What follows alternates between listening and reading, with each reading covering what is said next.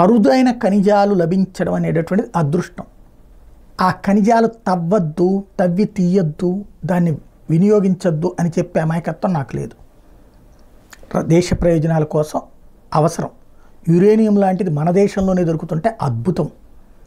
అణుయుద్ధాలు జరిగేటటువంటి ప్రమాదాలు పొంచి ఉన్న నేపథ్యంలో మన మీద ఆంక్షలు పెట్టి సుదీర్ఘకాలం పాటు మనకి అవకాశాలు అందనీయక ఏ చాటు నుంచి మనం తెచ్చుకోవాల్సిన పరిస్థితుల్లో రష్యా సహకారంతోనో లేకపోతే కనుక ఏ ఇజ్రాయెల్ సహకారంతోనో తెచ్చుకోవడం వేరు.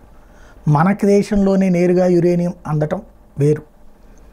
ఇప్పుడు ఆ యురేనియం మన రాష్ట్రంలోనే కర్నూలు జిల్లాలో దొరుకుతోంది. అయితే అక్కడ ప్రజలు అంగీకరించట్లేదు. వాళ్ళ కోరికలో జెన్యూనిటీ ఉంది, నిజాయితీ ఉంది. ఎందుకని?